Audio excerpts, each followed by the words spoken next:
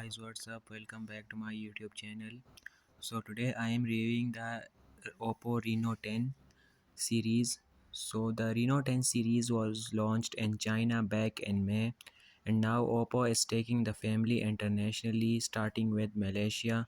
The model should slowly be rolling out to European countries as well. There are total of three Reno 10 models: the Vanilla, the Pro, and the Pro Plus. Straight off the bat, it is worth clarifying that the international models are somewhat different from the Chinese ones. Specifically, the Vanilla model and the Pro model have slightly different specs, while the Pro Plus is the same. Today we have the Reno 10 Pro International version, and for review, it is pretty different compared to the Chinese model of the same name, including its design and bunch of its specs. The Malaysian Reno 10 Pro is essentially a mid-range to upper mid-range device based on the Qualcomm Snapdragon 778G chipset. In contrast, the Chinese model uses the MediaTek Dimensity 8200 chipset. The Chinese model seems to have a slightly better and larger 6.74-inch display, but the one on the international version is not shabby at all. It measures 6.7 inches, has a 10-bit color with HDR10 Plus support and a 120Hz refresh rate with a peak advertised brightness of 950 nits.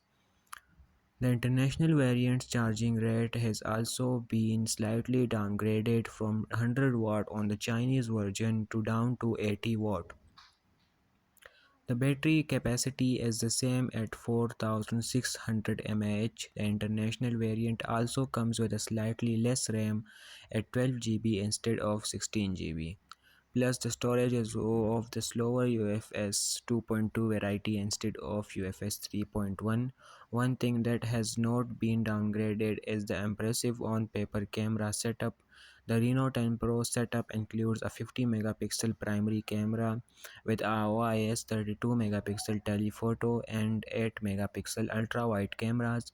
There is a 32 megapixel selfie camera on the front, but we will get to all of that. First, let's unbox the Oppo Reno 10 Pro. The Reno 10 Pro comes in a pretty thick and sturdy two-pieces cardboard box. The color scheme of the box is a bit plain in our opinion, but that's kind of a nitpicking. The important thing is that the retail package does its job for protecting the phone perfectly well. There's not much to talk about in terms of accessories and accompanying USB Type A to C cable. That's about it, though no case or anything of the sort. The phone does have a pre-applied plastic screen protector. So now let's talk about the design of the Oppo Reno 10. As mentioned, the international Reno 10 Pro looks slightly different from the Chinese model. The design is pretty spirited yet distinct enough to be memorable. Of course, when we say that for current day slip phone, we are generally referring to the camera island. Even though it does not exactly look like it in pictures, the camera island sticks out quite a bit, enough so for the phone to wobble on the flat surface. For the most part, the camera island is colored the same as the phone body, but it doesn't exactly flow naturally into the phone's back panel.